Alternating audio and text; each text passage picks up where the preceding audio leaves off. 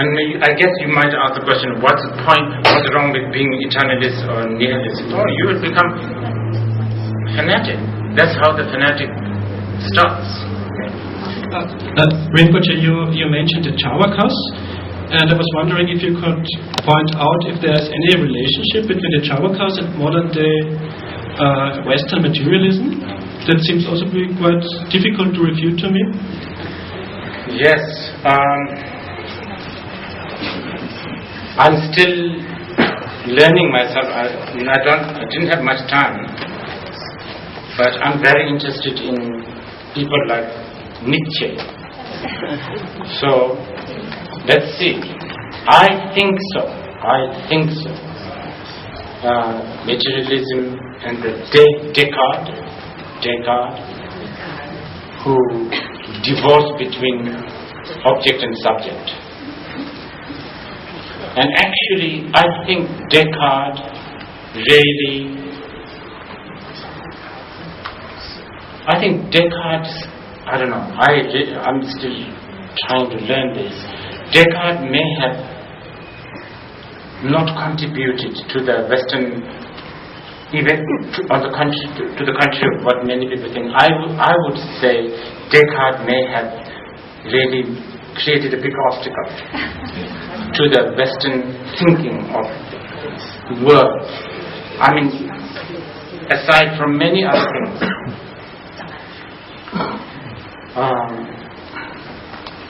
even though it's changing now, it's changing.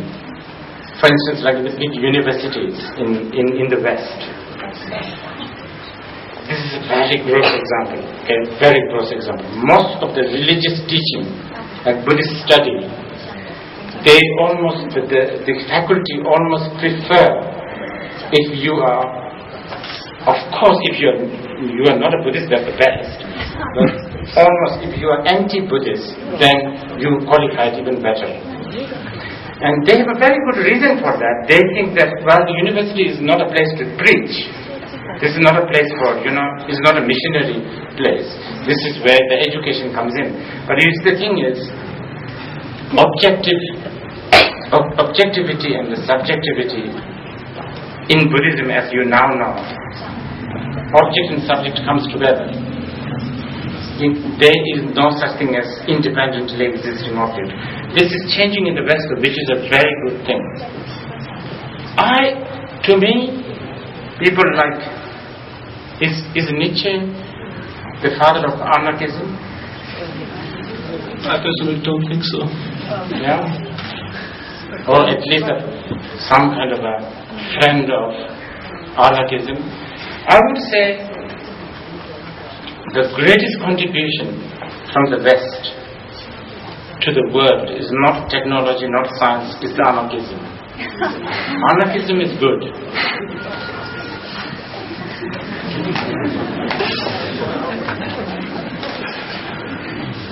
Rinpoche, I have a question that you mentioned that as a bodhisattva we should combine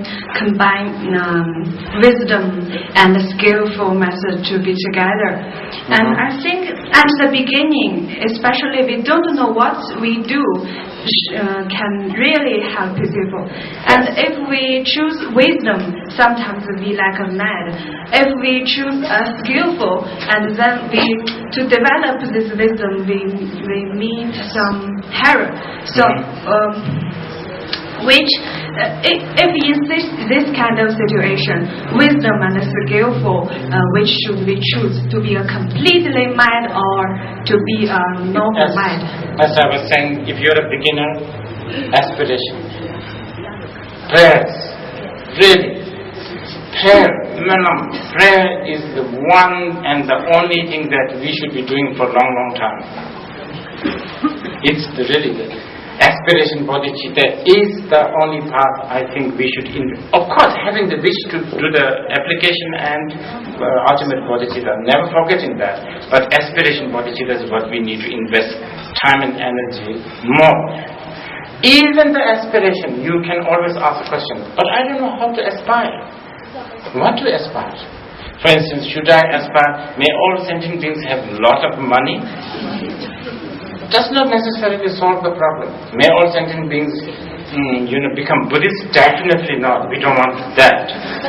May all sentient beings become, stuff like that. So, what is it that we should be aspiring for? It's very clearly stated. So we accept that, okay, we don't know how to even aspire for. So, we have this prayer saying, I will have aspiration. I aspire exactly following to the steps of Manjushri and Samantabhadra. They know how to aspire. I'm going to aspire that whatever they have aspired, that it will accomplish. This is the best. This is the best. Because we don't know what is good to aspire for. Most of us are deluded, you are right. Like I was saying, the Buddhist thing. Of course, if you are asking a Buddhist, if you are asking me, I really have so much wish to and aspiration that may all become Buddhist, but that's not so good. We should aspire that all become Buddha, yes, but not necessarily Buddhist, because it's never that. That's never the agenda.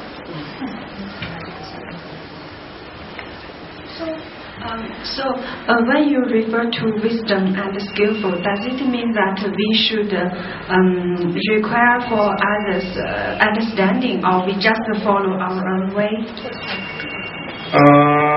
This part I didn't understand.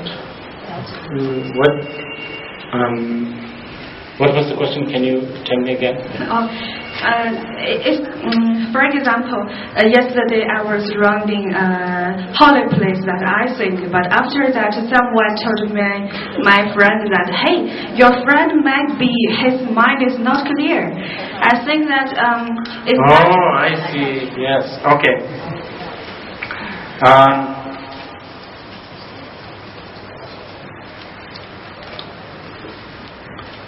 To the aspiration.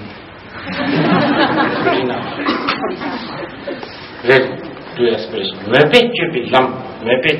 We are practicing motivation. We are practitioner of motivations. Really. I know that many of us think, motivation is not enough. We should do something. There's an urge to do that. But really, motivation is really important. Anybody? No more? If there's okay. Yesterday you talked about the karma, and then I have one friend, he is a Zen practitioner, like monk for many years, and we have some debate about that. So he told that just to sit home and do some Vajrasattva, you're not running out of all situations, you will encounter them all the time. And then just to say no to situation, it also creates a karma. Just like, no, I'm not leaving it out. Better do some Vajrasattva. So you're kind of running away, and his approach is just to do Vajrasattva to get some. Vajrasattva? Yeah, like yesterday, Tantra practice. Zen practitioner? Oh, yeah. Well, he knows about Buddhist. He's studying this now, but he has this strong view, which is, contradiction to my approach. And then we kind of debate that he's like, you're getting clarity. You may be even better, he told. He said, if you do Vajrasattva, you can better even realize that you are Vajrasattva Buddha. Yes. And then you can go to this situation with clear mind, spontaneous intuition, and like they say, realize this karma, like leave it out. So then you told yesterday it's better maybe sometimes not to leave out karma, because it's not something like. Okay. Basically, ordinary beings ordinary beings, no matter what we do, is going to be a karma. It has to be. The only one who has exhausted all the karmic consequences is the enlightened beings. We will always be, somehow, no matter what we do. I don't remember the word properly, but just vaguely, Nagarjuna said,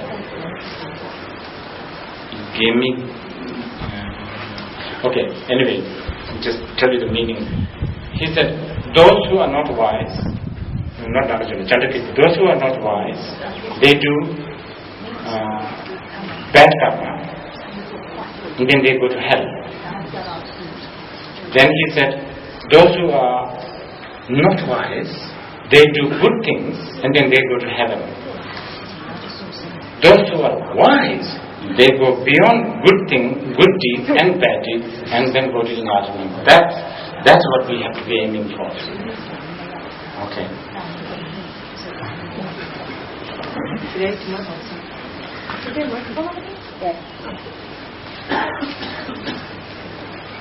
Yes, Rinpoche, this is another karma-related question. Okay. Earlier you spoke about opposite karma, opposing karma. Yes. And something that comes to mind for me is an image of a Buddhist approach, and that would be possibly from realization that one could oppose karma, if you like. And I think maybe more of a Western approach or a Western idea, something that comes to mind is more like Superman, and how he, in a drastic situation, he sees the dams ready to break, and he creates this great vortex and spins the planet the opposite direction. Maybe you could tell us a little bit more about opposing karma? Oh. No, that is very possible, actually. No, really. Yeah. That is really possible. Okay, let me tell you this. Wow, karma is very big. Karma is really, really, really very big. It's so big. In fact, good that you asked, because there's questions from the space, I should say. There's a lot of questions regarding this. And also about, again, I don't know, the Sachin Pimbenjing's vision of Manjushri when he was 12.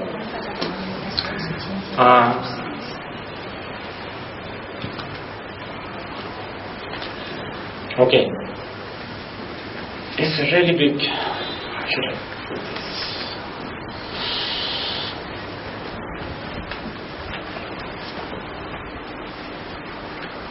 We are talking about karma. Therefore, we also are talking about merit, because they are related. Good karma is basically what we call merit. Okay. Let me give first a simple example, which is you are looking through this window. Right at this very moment, you are merit to be closer to the truth. Somehow come into the place, and then you saw you saw a dead tree there. You understand? A dead tree or a dead tree. And this dead tree, this picture of this, form of dead tree really made you, it somehow triggers a renunciation mind, revulsion towards the samsara. It really makes you think that everything is a bit like that dead tree.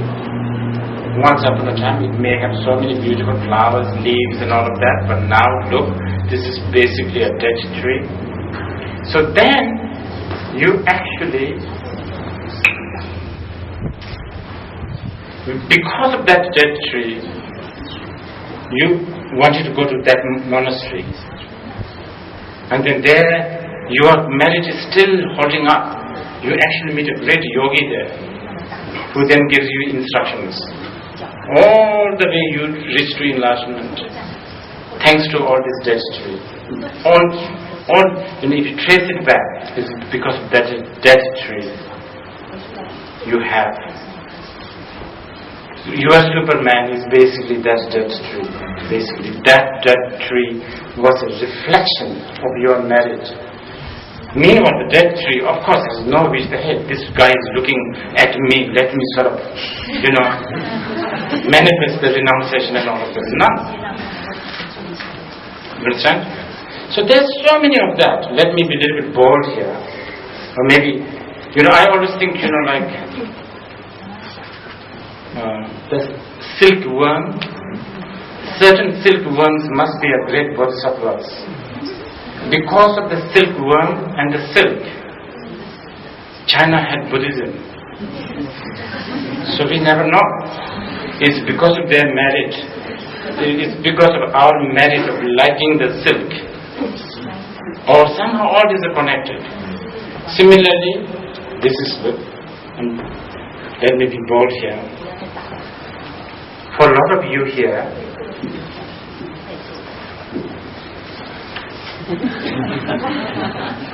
how many of you have hashish experience? There you go. Come on, don't be shy. Raise your hand.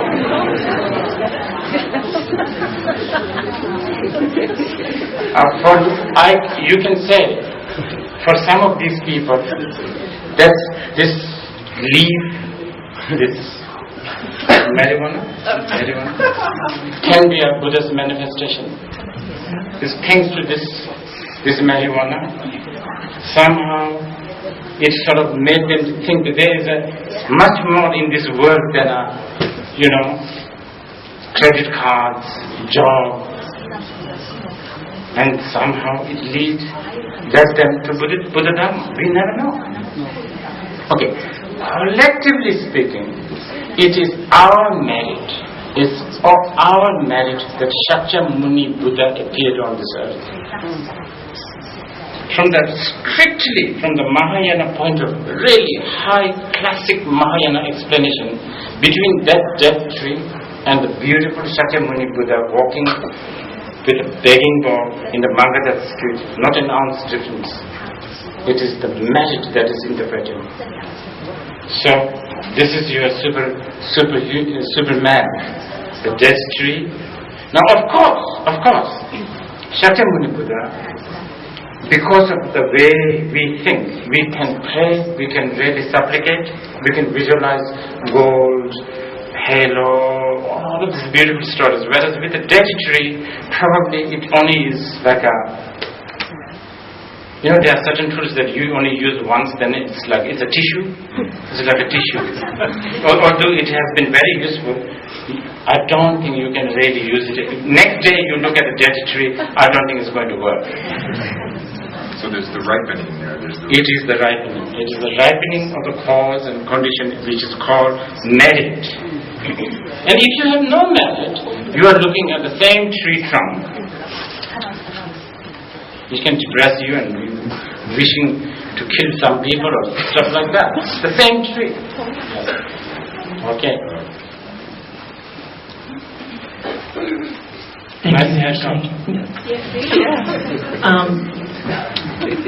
Could you say something about the words aspiration, faith, and confidence?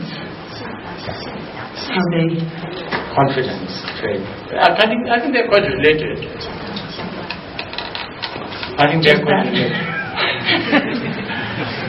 Okay.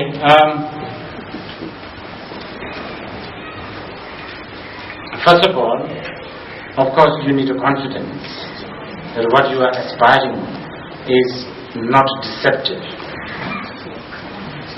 There is no point of having aspiration by squeezing a brick and having aspiration that one day there will be oil.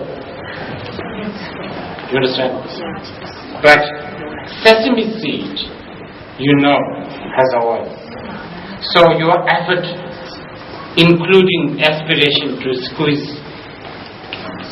the sesame seed, will bear fruit. So of course, the confidence is necessary. But once you have developed this confidence, then you need a faith or trust, because otherwise the doubt is endless. It's going to be endless. So somehow you will have to sort of walk through the path confidently with this trust. And I hope I've answered. Thank you. Okay, finish? My question is to do with suffering. Could you tell us the difference between abandoned suffering and abandoned cause of suffering? Let me make it more specific. For example, love. What's your advice to ordinary beings like us? Should we abandon the love at all, or should we still enjoy love but just be aware that it's impermanent? Or is that just a game that only the practitioners who have reached some sort of enlightenment can afford to play? No. Are you talking about love, right? The relationship love, right? I think that right now, in the ordinary level, when the love, as I said, when the karmic wind blows, we are very weak. When the love comes, generally I would say, let it come, let it sort of dwell on you, but always know that this may not last. At least this much wisdom you should have. At least this is not going to work. This is definitely fall apart. I actually think it's really the healthy way to maintain a relationship. It is something that is really, Buddhists don't have a wedding ceremony. Now I'm actually very interested in composing one. I want to add that. Now I announce you, man and wife, like that kind of thing. I want to add this. Okay? This may not last.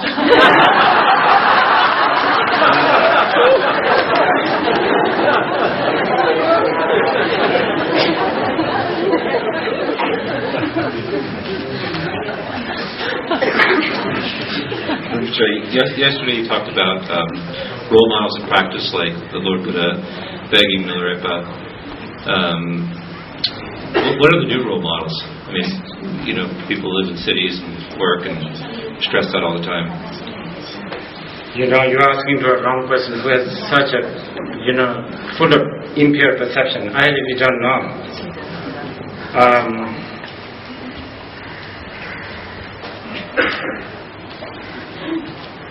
I get a lot of inspiration from so-called my students. They are much more diligent than myself. Here I am, basically,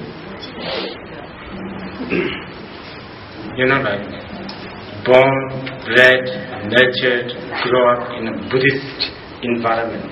The moment my eyes open, I see something Buddhist.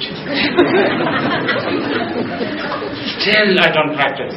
And I have so-called students in different places, and some of them really, really inspiring for me, because some of them, they really work hard just so that they can save money and then practice. And that's very inspiring for me.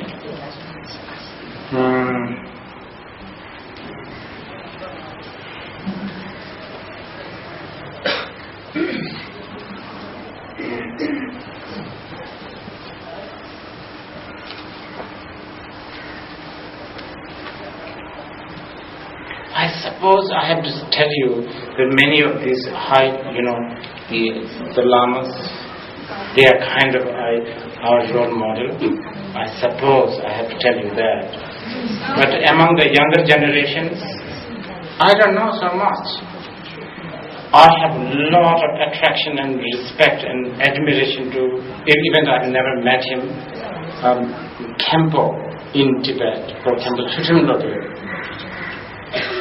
He is sort of the regent of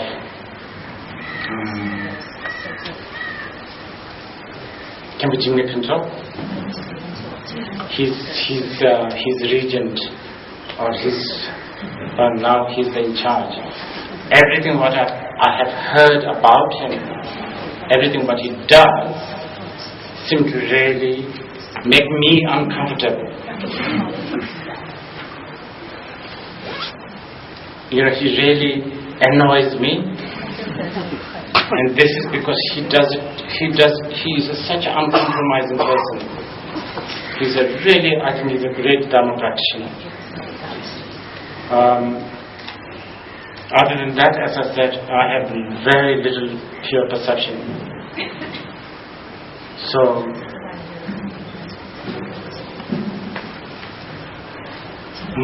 the younger generations, maybe you should check whether what is Kempo Filmlord doing at the moment? And see. In China, though, he is in China.